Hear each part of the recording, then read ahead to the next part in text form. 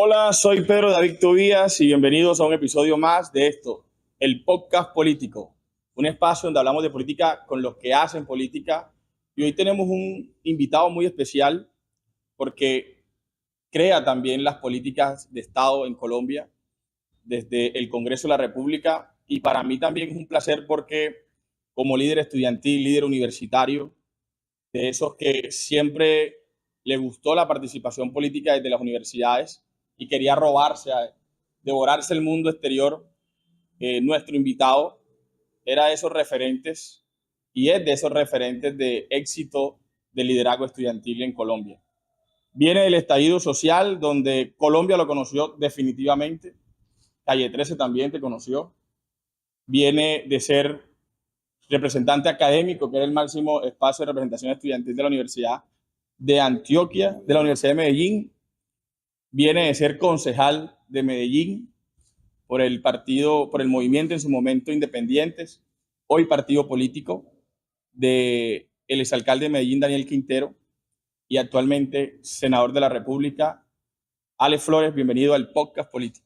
Muchas gracias, Pedro. Un saludo muy especial para ti. Un saludo muy cariñoso, caribeño a las personas que observan y se conectan con esta plataforma, que además te felicito por tener este espacio que genera estas conversaciones a partir de lo que importa. Por ahí los griegos decían que aquellas personas que dicen que no les interesa la política es porque sufren algún tipo de demencia.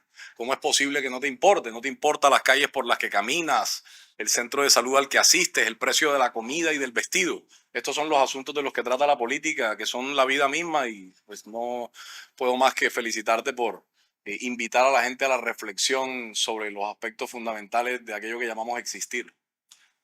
Gracias, senador. Tengo que abordar de salida un tema difícil y te lo quiero hacer con una pregunta. ¿Nos tomamos un café o una cerveza?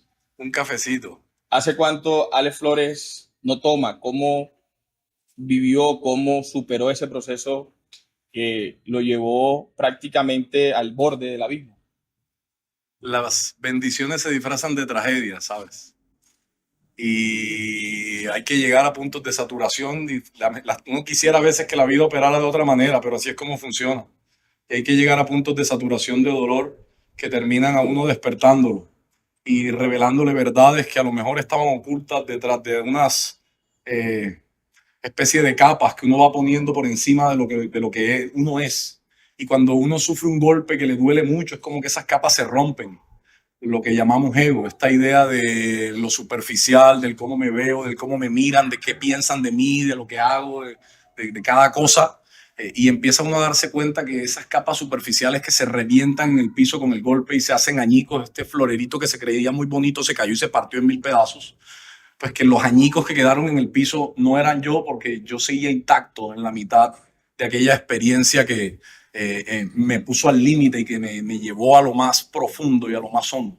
Pero que en el marco de eso se constituyó también en la bendición más importante que he recibido en mi vida, porque, hombre, yo le agradezco al Señor más que por los momentos buenos. Gracias, Padre, por mis crisis, porque ellas hicieron de mí lo que soy hoy. Hoy yo soy un hombre que actúa por elección y no por reacción, que tiene una serie de hábitos saludables con los que he enterrado en el pasado profundo conductas nocivas que hoy son normalizadas en nuestra población, pero que al uno poder ver desde afuera el daño que eso hace, por ejemplo, la lógica de una sexualidad desordenada que hoy está alterando profundamente la base espiritual de nuestra juventud, pues cuando uno se ve del otro lado, ve lo complejo que es estar allá donde hoy lastimosamente se ubica la mayoría. Entonces, este ha sido como el proceso más satisfactorio que yo he tenido que vivir en mi vida hoy, teniendo una rutina de hábitos saludables. Yo me levanto a las 4 de la mañana,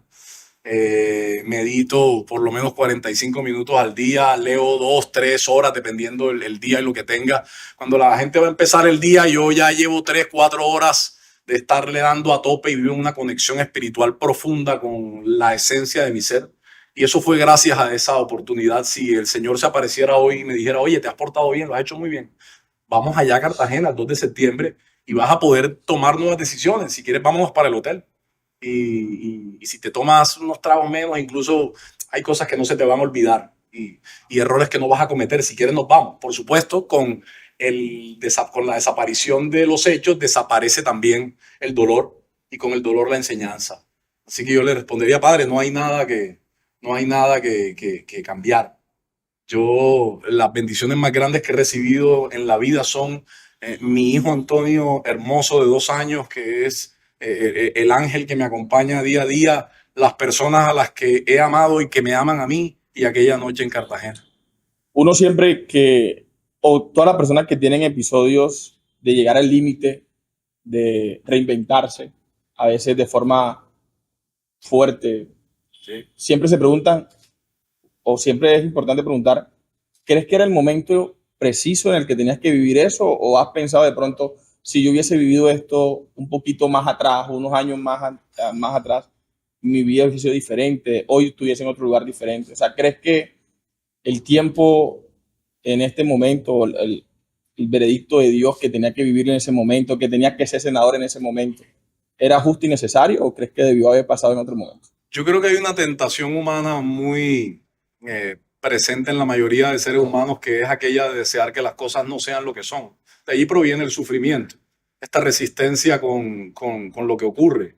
Vamos, hay una expectativa. Quisiera que las cosas fueran de esta manera. Quisiera que esta relación con esta persona a la que le estoy hablando fuera de esta manera, o que en el trabajo me fuera de esta manera. Que el domingo hiciera este clima porque tengo una actividad. Y a veces las cosas no salen como te las estás pensando, y cuando la expectativa se choca con la realidad, el apego a la expectativa genera dolor, genera sufrimiento.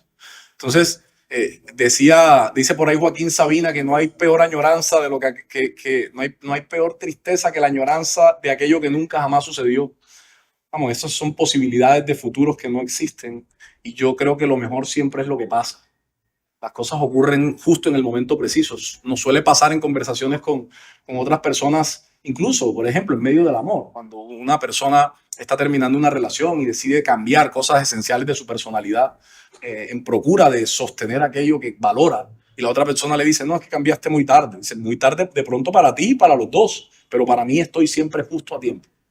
Justo a tiempo. Entonces, yo creo que las cosas ocurrieron de la manera en la que debían ser, en la que yo podía asimilar en gran medida aquella experiencia en la que decidí poner toda mi atención y decir, oye, este dolor profundo tiene algo que enseñarte. Para que lo nuevo nazca, lo viejo tiene que morir. Esta idea de la semilla que contiene al gran roble, pero que para poder brotar tienes que enterrarla en la arena. Su cáscara va a tener que romperse, y entonces de ella va a brotar un árbol gigantesco que da fruto. Y si nosotros contenemos la divinidad expresada en aquello que llamamos Dios, dentro de nosotros somos energía primera, somos formados de esa energía poderosa creadora del universo. Pues para que ese potencial divino que nos habita brote, vamos a tener que estar dispuestos a rompernos. Y yo tuve la bendición de poder romperme, de quebrarme entero frente a aquella crisis y poder tomar la decisión de qué es lo que quiero ser. No es esta idea de encontrarme con lo que soy, sino de hacerme consciente de que aquella expresión poderosa y bíblica de somos hechos a imagen y semejanza del Creador, es porque nosotros somos creadores de realidad, que construyen esa realidad pensamiento a pensamiento, y que no vinimos aquí para recordar nada, porque ya, o más bien para aprender nada, porque en el estado espiritual y álmico lo sabemos todo, sino que vinimos realmente fue a elegir ser lo que decidimos ser. Y yo tomé unas decisiones de lo que quiero ser para mi hijo, de lo que quiero ser para mi familia, de lo que quiero ser para Colombia, y especialmente de lo que quiero ser para mí. Hoy me siento orgulloso de mí y admiro lo que estoy construyendo día a día. Yo soy de los que, te decía al inicio, te admira, te sigue por cómo lograr pasar de un liderazgo, cómo lograr materializar el liderazgo universitario en un liderazgo político externo, que es donde se gestan las grandes transformaciones. e incluso las banderas de todo líder estudiantil es la educación, la gratuidad, la matrícula cero, y de eso vamos a hablar más ahorita, porque ha sido líder del tema en Medellín y líder del tema a nivel nacional. Pero quiero preguntarte, como yo hay muchos líderes estudiantiles, muchos jóvenes universitarios que te admiran y que de pronto ese episodio les hizo perder la confianza, Lo lastimó. los golpeaste. O sea, ¿qué decirle a esos jóvenes que se decepcionaron de Alex Flores cuando te vieron en ese video hoy? Que yo sé que hoy se deben y tienen que sentir muy orgullosos de ver cómo la confianza que alguna vez pusieron en mí hoy es honrada con gran respeto, con delicadeza, con ternura y amor en el proyecto político, personal y social que hemos decidido construir a partir del día a día. Yo me he propuesto un montón de sueños, de ambiciones importantes en la vida, que tienen que ver con los espacios de liderazgo, con los deseos de una familia amorosa, equilibrada y estable. Lo que no sabía en ese entonces, cuando manifesté aquellos sueños que hoy se vienen cumpliendo de maneras que yo nunca imaginé, era que iba a tener que vivir una serie de aprendizajes para convertirme en la persona que yo dije que iba a ser. Y cuando yo manifesté participar en la política, hay cosas a las que renuncié. Yo renuncié a la idea de la riqueza en la política, porque quien desea encontrarse con riquezas en el sector público y en la política va a tener que pagar un precio por eso. Cada quien tiene que pagar por las bendiciones que quiere adquirir, por los logros que quiere alcanzar. Tienes que estar dispuesto a pagar el precio. Quieres ser futbolista, artista, astronauta, científico, todo al mismo tiempo. Hey, tú puedes hacerlo, pero vas a tener que pagar el precio. Eso tiene un precio. Y quienes quieren, por ejemplo, en el sector público que está diseñado para honrar la lógica de lo público y los intereses de la colectividad y deshonra esa escena aprovechándose para valerse de unos intereses particulares, va a tener que pagar el precio de la tranquilidad. Yo no estoy dispuesto a pagar el precio de la tranquilidad. Entonces, hay cosas como esas que tuve que ir soltando en el camino y que en algún momento las creí parte de mí porque la cultura me las había inculcado, porque el entorno de alguna manera lo termina uno empujando a unas lógicas que no son saludables, que no son sanas, que uno lo sabe. Hoy la hora a la que yo me levanto es la hora a la que antes me acostaba, ¿ya? Y haber vivido esto creo que también logra inspirar a pelados en todas partes que yo sé, porque yo estuve ahí, que están pasando por circunstancias similares a estas, que se sienten prisioneros de conductas o vicios que de alguna manera los atrapan, los abrazan y que no saben cómo salir de ahí. Y el problema con algunas cosas como el alcohol, la soberbia y otro tipo de conductas nocivas, o a quienes usan drogas y este tipo de cosas, es que la persona no cree que tiene un problema y eso hace difícil resolver ese problema. Entonces yo creo que eso que pasó fue la mayor inspiración que yo quiero darle a los jóvenes, más allá de lo que pueda decir, es lo que he hecho de mí. Es una manera de decirles también, hey, si yo pude, es porque tú también puedes.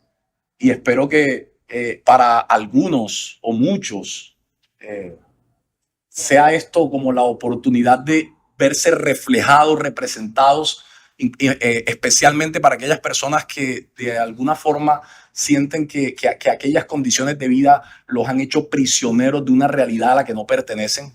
Quiero decirles a ellos que esa condición, esa situación, esa enfermedad, esa conducta, ese vicio es ilegal en sus vidas y en sus cuerpos, y que con el mismo poder que me respaldó a mí, con el mismo poder que me abrazó y que me levantó, ellos pueden también ser levantados, restaurados y tener una vida únicamente comparable con sus sueños. Hablemos de las banderas. Hey, líder universitario que desde el Consejo de Medellín logró la primera política territorial de matrícula cero, como congresista ponente de la ley de matrícula cero. Hace poco, a tu regreso al Senado, te vimos liderando la agenda para bajar el precio de las tarifas y el abuso de las aerolíneas, que definitivamente es abismal. Quiero que quienes nos escuchan hoy y nos ven conozcan rápidamente qué está haciendo Alex Flores, el senador de la República. Bueno, nosotros estamos trabajando en una agenda legislativa de sueños. Yo creo que cuando uno es niño, tiene un montón de sueños. Cuando niños sueñan ser astronautas, sueñan ser artistas, deportistas. Nadie sueña ser ratero ni mototaxi. Vamos, terminan siendo las circunstancias de la vida las que empujan a las personas a tareas nobles como las del mototaxismo, que las hacen por esta lógica de la informalidad y la subsistencia, y a unas que terminan dañando a otros, como por ejemplo las del hurto, la extorsión, otro tipo de actividades, pero que ambas, tanto las buenas como las que no son tan buenas y dañan a otros, son el resultado de las condiciones del entorno que terminan empujando a las personas a cosas que a lo mejor no deseaban hacer. Y yo me metí en esto de la política por hacer conciencia sobre cómo esas condiciones del entorno mantienen prisioneros a la gente de una realidad que le cercena la libertad. La gente no vive donde quiere, vive donde puede, no mira la carta del restaurante no por el lado de los sabores, sino por el lado de los precios y compran lo que pueden. Se vive como se puede, no como se quiere, y eso se parece más a sobrevivir que a vivir. Y yo creo que en el marco de esas circunstancias la educación es la única arma a la que uno se pueda aferrar y levantar aquel lápiz como una lanza y el cuaderno como un escudo contra una realidad dolorosa que a veces pareciera una condena en un país donde la dirigencia política se acostumbró a adueñarse de las oportunidades de la mayoría, porque no se trata de la plata, no es que se quedó con plata, no es lo que la plata representa. Esa plata representa hospitales, esa plata representa universidades, representa colegios. Así que nuestra agenda legislativa hoy se centra fundamentalmente en procesos educativos. Eso me hace sentir muy orgulloso de haber liderado y sido el ponente de la matrícula cero en el Congreso y haber liderado como concejal de Medellín la primera que se puso en Colombia, la primera matrícula cero del país. Se logró en Medellín gracias a Daniel Quintero, que creo que es el líder progresista y futurista más importante que tiene Colombia, pero ya llegaremos. Es un territorio ajeno. Pero ya llegaremos a eso. Y estamos trabajando por la defensa de otros derechos de la ciudadanía, lo que tiene que ver con tiquetes aéreos. Estamos trabajando también, bueno, en temas de tiquetes aéreos para ponerle un tate quieto a las aerolíneas y que dejen de abusar con los precios de manera desvergonzada y cobrarle valores impagables a las personas por desplazarse de un lugar a otro, sobrevender los vuelos, cancelarlos sin previo aviso, hacer modificaciones frente a las que el ciudadano no puede ni chistar y tener que siempre someterse a las condiciones de empresas que abusan y que han vuelto un calvario el proceso de viajar, que debería ser un proceso tranquilo y feliz, porque uno va allá a donde viaja, va a cumplir un sueño, a visitar a alguien que le alegra ver, a una cita médica para su salud. Debería ser un tema agradable y tranquilo y no agobiante como se ha vuelto.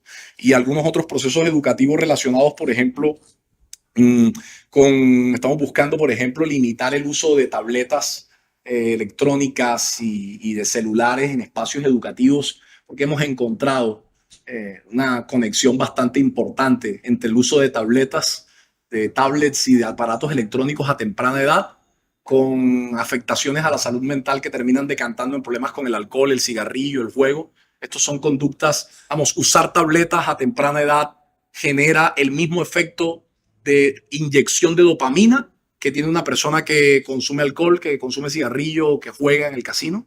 Así que cuando un padre o madre de familia le permite a su hijo acceder a este tipo de tabletas a edades demasiado tempranas, equivale realmente a que le habla a la hielera de la casa llena de whisky y le diga: oye, si te sientes muy deprimido con tu adolescencia, adelante. Porque ese niño encontró el alivio de la dopamina a una edad demasiado temprana. Su cerebro se adaptó y en el futuro, cuando pase la adolescencia, que es una etapa difícil para los padres, pero importantísima para la persona, en la que pasamos de necesitar la aprobación de los padres a la aprobación del grupo, no va a buscar a otras personas, sino que va a buscar alivio donde lo encontró a temprana edad, que es en las tabletas. Así que creo que ahí hay que abrir una discusión importante a nivel profundo que está afectando a nuestra juventud y que está dejando, en el mejor de los casos, o sea, el menos peor de los casos, es una población que anda viviendo a medias, que cuando tú le preguntas ¿cómo va tu trabajo? Bien. ¿Cómo va la relación? Bien. ¿Cómo van las amistades? Bien. Pero que no encuentra un gozo genuino y que reconocen incluso que no generan relaciones profundas, tienen amigos, pero reconocen que sus amigos les cambiarían los planes si alguno les propone algo mejor. Y esto es resultado de ese abuso de esos aparatos electrónicos que son buenos, son importantes, pero que como todos los excesos son nocivos y que en el peor de los casos, el mal uso de eso ya está dejando un incremento bastante preocupante de los índices de suicidio en el país y de los niveles depresivos en jóvenes, una cosa nunca antes vista que tiene que llamar la atención y captar la importancia que le ponemos realmente de parte de quienes estamos liderando y tenemos la responsabilidad de liderar. Okay, eso es importante y literalmente se puede comenzar, por ejemplo... Peajes también. Sí, claro, que la comisión sexta a la que pertenece, le cae toda esa responsabilidad en ese tema. Estamos buscando también limitar el tema de los peajes, digamos, que se levanten algunos peajes. Hay demasiados peajes en Colombia, hay que regularles el costo y la distancia a la que están ubicados. Quiero que hablemos de esto que estás haciendo, la gira de origen, como la llamas, de forma rápida, concreta, que podamos entender y poder pasar a la temática de actualidad política. Claro. ¿Qué es la gira de origen? Cuando yo terminé de estudiar en Sincelejo, como tantos caribeños, me tocó, buscando una mejor opción educativa y profesional, migrar a otra ciudad. Vamos, esto que termina siendo una especie de éxodo que se vive cada semestre por parte de los estudiantes que se gradúan en la región Caribe y que migran a Antioquia y al centro del país, buscando unas opciones que de alguna manera les abran un mayor rango de posibilidades. Me fui desde que salí del colegio y regreso siempre de manera permanente a Sincelejo. Yo, como sucreño y caribeño, yo soy nacido en Cartagena, pero criado en Sincelejo, en las sabanas sucreñas. Y a mí me preguntan siempre en Antioquia y en otras partes del país: oye, Alex, ¿cómo es que pasa el tiempo y tú no pierdes el acento? Porque hay gente que lleva 5 o 6 meses de haberse ido y ya empiezan con el cantadito de los otros lugares, y a mí no se me va el acento. Yo les respondo: oye, porque yo creo que las raíces son importantes. Y por eso, en medio de este proceso en el que además en medio del Senado ha salido a flote más que nunca la costeñidad, yo decidí nombrar a esta gira, la primera que hacemos en el año 2024, Orígenes. Una gira que pretende conectarnos con la raíz de aquello que somos, con elementos de la cocina, de la geografía, de las particularidades de una región que está cargada de potencialidad. Yo creo que la costa Caribe es la región más espectacular del país y que tiene el potencial para convertirse en el referente turístico gastronómico, porque su gastronomía es la más rica del país, indiscutiblemente, especialmente la de la sabana sucreña y cordobesa. Tienen una gastronomía riquísima y bastante variada, llena de platos que al combinarse con la lógica caribeña de Santa Marta, el Atlántico, Cartagena, se nutre de unos sabores y una influencia además que proveniente de los árabes, que van enriqueciendo esa ricura costeña. Nosotros vinimos a llenarnos de eso, a llenarnos de concepto, a llenarnos de Caribe, de playa, de conectarnos con la gente, con el campesino, que además estoy convencido en la costa Caribe las dificultades y los retos que se afrontan hoy son mucho más fuertes en algunos aspectos que lo que ocurre en otros lugares del país. Mira, este tema de que los campesinos coman arroz solo es un asunto que solamente está pasando, o especialmente, no solamente, especialmente está pasando en la costa caribeña, que las dificultades de pobreza en otras zonas del país no son tan profundas y que en el Caribe colombiano alcanzan unos niveles de miseria que son preocupantes. Y yo, como representante del Caribe, como hijo de la sabana y el Caribe, me siento en la responsabilidad hoy de venir en esta época que no es electoral, en la que no vengo a pedir votos, en la que no vengo a a algo distinto que darme y entregarme, derramarme en la población, en el territorio y en la gente, dejando mi atención, mi tiempo, mi energía y una serie de compromisos verificables que estamos haciendo con cada población a la que visitamos. ¿Has escuchado el término arroz al puente? El arroz con guineo. Con guineo. Arroz herido. ¿Ese cuál es? Arroz con salsa de tomate. Ya, yo escuché que arroz nevado. Con queso. Con suero, con queso rallado. Pero el que tiene para echarle queso ya tiene mejores condiciones económicas. Oye, ¿cómo encuentras Santa Marta? Vienes a una ciudad que tiene una particularidad política a nivel progresista, y es que esta es la casa, llamémosla así, de quien se considera lo que, como definiste a Daniel ahorita, por eso te decía, quien se considera uno de los vanguardistas del progresismo en el Caribe colombiano y en el país, como lo es Carlos Caicedo. Vienes a Santa Marta y quiero preguntarte cómo la encuentras, cómo está Independiente en Santa Marta, cómo está Independiente en el Magdalena. Tuvieron candidato a la alcaldía, el ingeniero Harry González. Tuvieron candidato a la gobernación, que duró poquito, tengo entendido, no sé si ya llegó hasta el final, como los Oscar Cini. Entonces quiero rápidamente preguntarte cómo encuentras Santa Marta y cómo queda el partido Independiente en el Magdalena y en Santa Marta. Pues encuentro a Santa Marta esperanzada y muy bonita. Creo que con el agrado de llegar a esta ciudad que siempre recibe con tanto amor, con tanto aprecio, en la que tengo grandes amigos y amigas que nos han recibido con un afecto especial que siempre provoca e invita al regreso. Yo creo que esta es una ciudad que sabe tratar al turista, que sabe tratar al local, que se abraza con ella y que independientemente de quién la dirija, lo más bonito de ella es su propia gente. Esa lógica caribeña, sabrosa, la hermosura de sus mujeres, la sabrosura de su comida, realmente muy especial venir siempre a Santa Marta.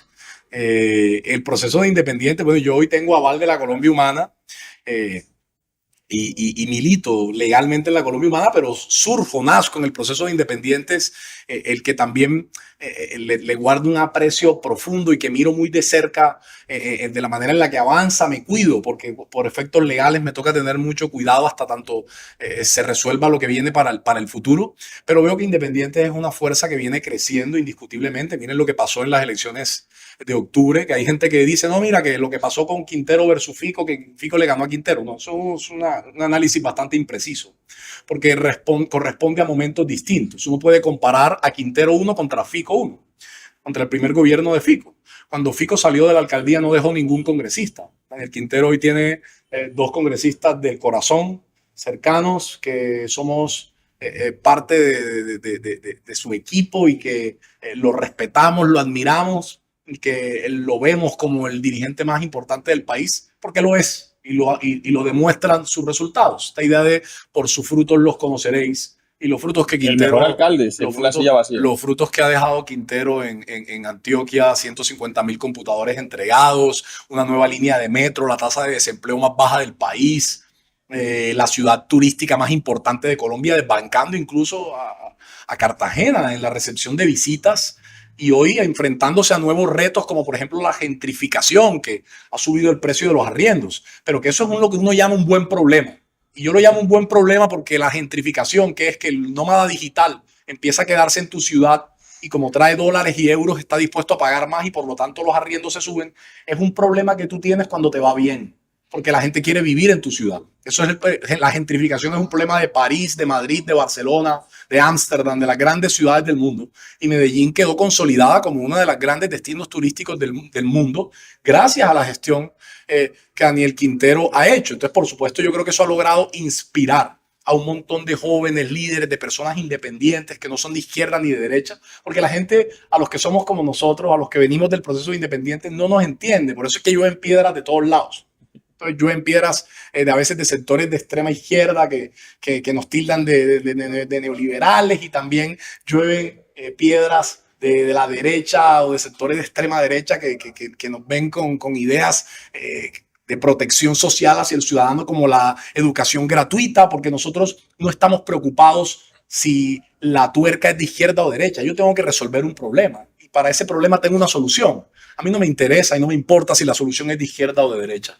Yo lo que necesito es resolver ese problema y nosotros creo que representamos la nueva política. El futuro se parece a nosotros. Un futuro ambientalista, un futuro resiliente, un futuro con educación, un futuro tecnológico, porque en la medida que la educación se queda en seguirle los pasos a la tecnología, el resultado es la desigualdad. Lo hemos demostrado con hechos. Gobernamos bien en la ciudad de Medellín y pues el futuro hablará de lo que se viene y en el caso del Magdalena y de Santa Marta he visto que ese nombre, tanto la Fuerza de Independientes como el nombre de Daniel Quintero, pues enamoran, así que es un motivo para que los locales se preocupen. Quiero preguntarte algo y es, el presidente ha hablado mucho en los últimos días, últimos meses, semanas, de una gran coalición, de un gran partido político de cara al 2026, que es prácticamente todos unidos, sin ningún tipo de vertientes, para, según él, garantizar que el cambio continúe.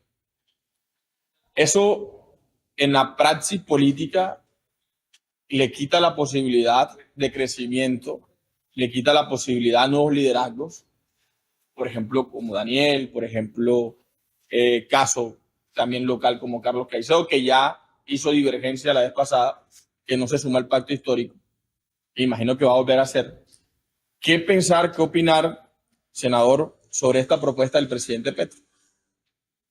Yo creo que el presidente cumple de manera responsable con la labor que a él le toca, y es la de la unidad, la de llamar a la unidad, la de llamar a los partidos, la de defender el sueño y el proyecto que hoy está encarnado en su figura.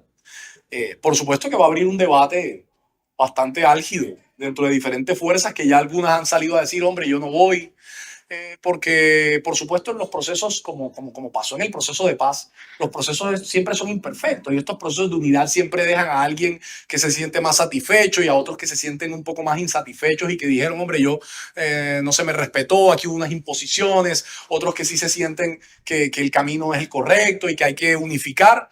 Y yo creo que si bien la conversación es difícil, es necesaria. El progresismo tiene que dar una discusión porque obviamente hay una amenaza que se cierne sobre el sueño de cambio y que tiene que ver con la vuelta de lo que estaba antes. Cuando uno habla de cambio, la palabra cambio señala cosas, ¿no? Como cuando uno habla de amor.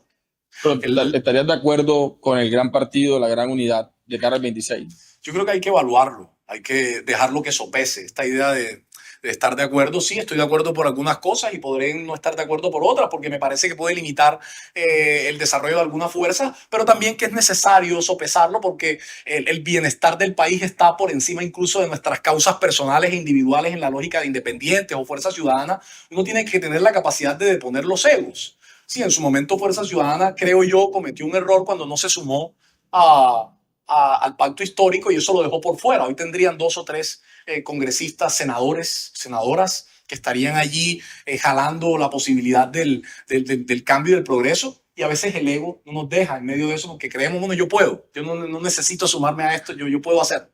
Y a lo mejor sí podemos, pero que podamos no quiere decir que tengamos que hacerlo, porque hay un bienestar o un objetivo superior que indica la causa y uno tiene que estar dispuesto cuando hace parte de equipos, de grupos, a deponer la lógica de lo individual y entender que la idea del yo se disuelve y se convierte en un nosotros. Ahí cabe un análisis rápido, una reflexión profunda alrededor de si eso ya se ha pasado, también tiene que verse reflejado en la lista de Congreso.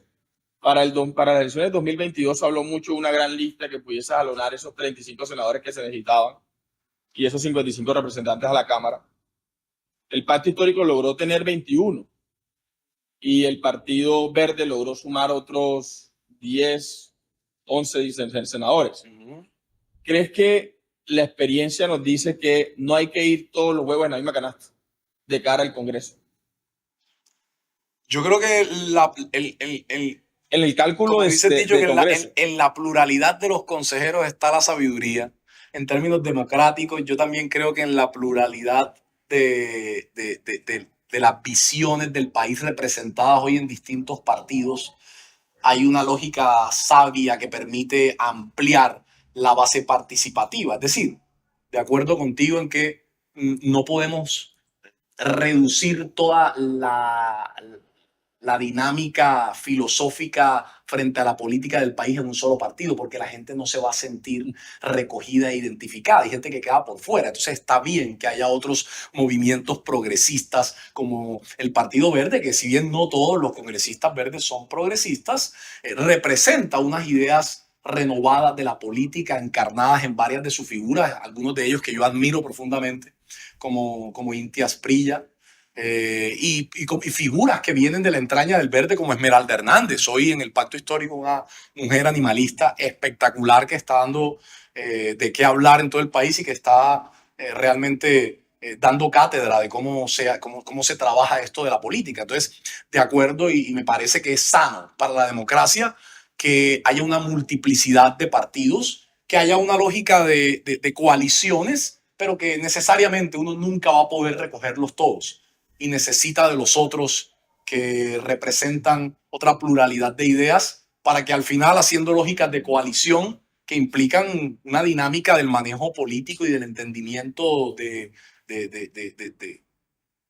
cómo se gobierna, el poder juntar esos intereses en procura de alcanzar unos logros, pero creo que le hace bien y nutre la democracia y le hace bien al progresismo que haya varias opciones y no solamente el pacto histórico. ¿Cómo evaluar el gobierno del presidente Petro? Y quiero que la evaluación sea, lo voy a poner difícil, una frase, ¿cómo resumes o cómo evalúas el gobierno del presidente Petro?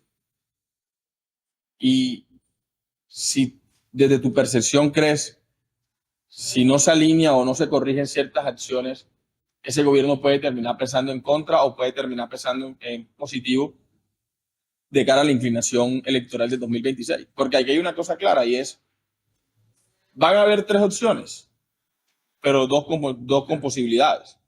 Y una va a ser la continuidad o lo más cercano a la continuidad de este modelo. Y lo otro es que vuelva el modelo anterior o incluso un poquito más extremo. ¿Cómo entender, cómo resumir, Alex, cómo va este gobierno y qué tanto puede impactar en ese resultado en el 2026? Yo creo que el presidente Petro está dando una batalla justa por unos ideales honorables, que desde la primera palabra que te indico, pues hay una muestra de lo que es este gobierno, una batalla por la justicia, una batalla por defender y garantizar una serie de derechos que históricamente le han sido negados a la gente. Ahorita te decía, cuando uno escucha la palabra cambio, el pacto histórico y Gustavo Petro se hicieron elegir a partir de esa promesa, la promesa del cambio. El lenguaje indica realidades, nos señala hacia lugares. Cuando uno escucha la palabra amor, puede entender cosas distintas. Por ejemplo, alguien puede creer que amor es que me abraces y me beses. Otra persona podrá entender que el amor es que pases tiempo conmigo. Y otra persona podrá entender que el amor es que me escribas notas con palabras bonitas. De la misma manera que entendemos diferente las ideas del amor respecto a nuestras vivencias. También que se transfieran, ¿no? Hay una forma de amor también de transferir. También. Cuando hablamos de cambio, la gente entiende cosas o se imagina cosas. Para alguien que come 2 veces al día, cambio puede ser comer 3 veces. Para alguien que un familiar lo dejó morir el sistema de salud y no le llegaron las medicinas, el cambio puede significar que las medicinas lleguen a tiempo. Como me contaba una señora, María, creo que se llamaba, en el departamento de Córdoba, donde estuve como parte de este recorrido, que su mamá de 77 años falleció esperando la llegada de unas medicinas que ahora adornaban los estantes de su casa, porque llegaron demasiado tarde.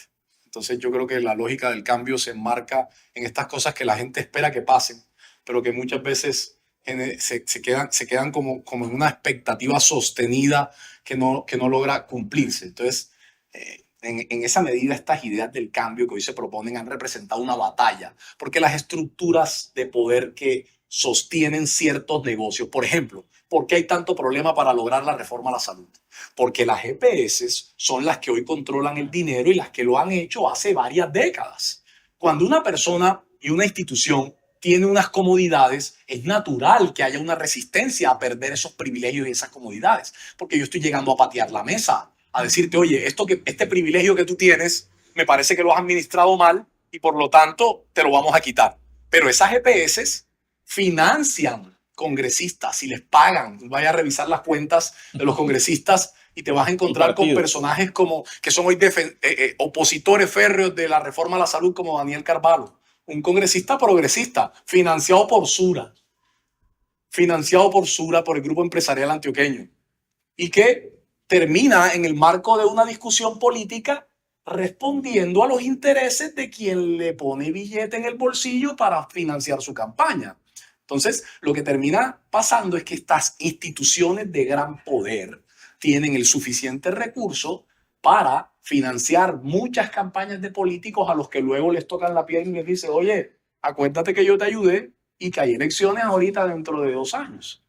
Entonces, eso dificulta los procesos del cambio y elevan la disputa política al nivel de una batalla en el que el presidente Gustavo Petro ha tenido que enfrentarse incluso a las instituciones, hombre, a la Procuraduría, a la Fiscalía, que hoy hace campaña y que lamentablemente, hay que decirlo, la Corte Suprema de Justicia hasta el momento no ha cumplido su deber constitucional de elegir una nueva fiscal, y hoy la fiscalía está en cabeza de una señora que está señalada de proteger narcotraficantes, como pasó con el caso de Pachomaro en Buenaventura. En Buenaventura, precisamente. Quiero preguntarte casualmente eso. ¿Qué piensas de lo que pasó en el Palacio de Justicia, en las altas cortes, ahora con la movilización que hubo? Muchos cuestionan de que el presidente la convocó y le cuestionan que él mismo les echó el SMART. Es decir, que rápidamente, ¿qué te dejó ese episodio de que se volvió, era para cortar de todos, a su estilo también? Yo creo que fue un ejercicio legítimo de la movilización ciudadana, motivado también por su líder, por el líder de este sueño, que no puede que ahora hacer lo que han hecho los gobernantes anteriores y no puede pretenderse de parte de ciertas estructuras que le piden de alguna manera que se desconecte de aquellos que lo hicieron elegir. Es que fue la movilización popular y el estallido social el que hizo a Gustavo Petro presidente.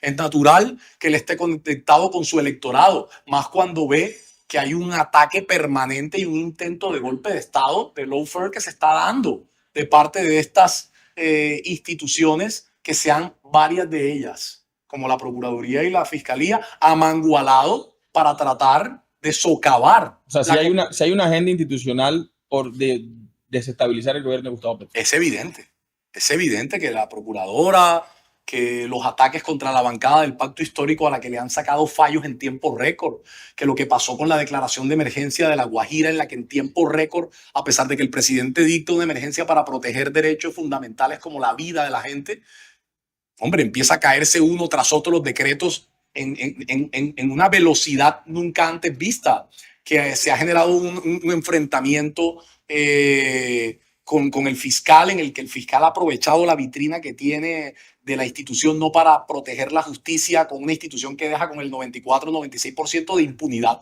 Es decir, fracasó en su labor como fiscal, pero utiliza su investidura y la protección que ella le da para hacer política, atacar al presidente, ponerle la población en contra y a ciertos sectores de la sociedad en contra.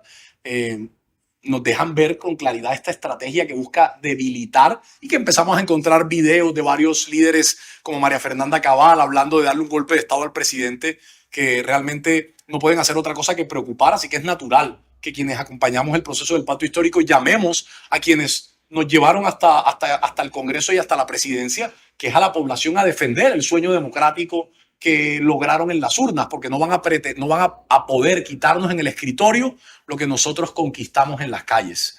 Y, por supuesto, rechazar cualquier acto violento que se genere, porque la movilización no se llamó contra la Corte Suprema de Justicia, se llamó a una movilización en favor de la democracia, se llamó a una movilización en favor de la vida, se llamó a una movilización en favor de la defensa del proyecto de cambio, que fue el que ganó en octubre del año 2022, y que uno de los eventos fundamentales de esa victoria es que se elija a un fiscal o a una fiscal, en este caso histórico, 3 candidatas preparadas, mujeres, que cualquiera de ellas puede cumplir a cabalidad con su función de manera independiente. Y han criticado al presidente, no, que es que no, el presidente no las maneja. Es que de eso se trata, de que no las maneje. de que ellas tengan independencia, y eso son cosas a las que Gustavo Petro se ha atrevido.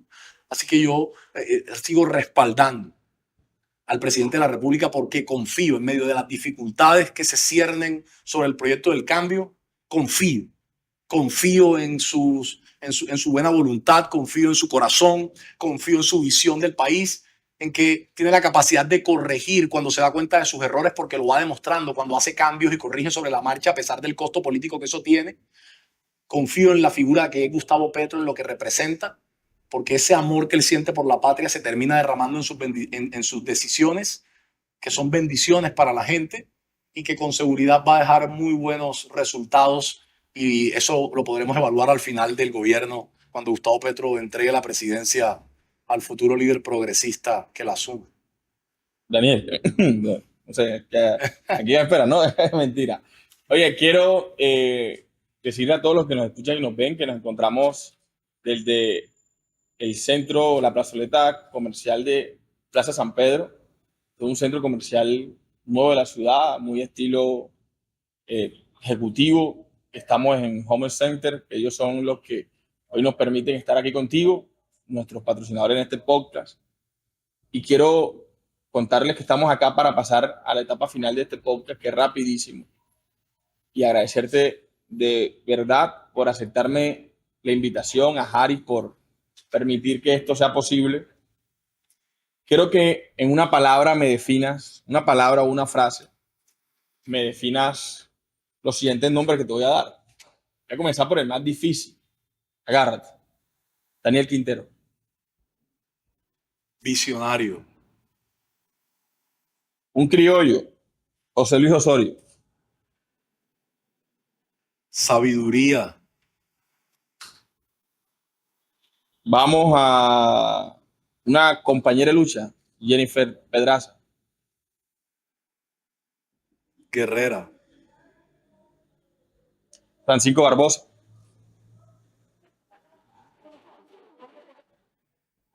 Traidor de la patria. Francia Márquez. Francia Márquez. Es una mujer que representa tantas espectacularidades que me cuesta enmarcarla en una palabra. Mujer combativa, resaltando la lógica de la utilización de esa primera palabra. Ella es toda una mujer combativa. Gustavo Petro.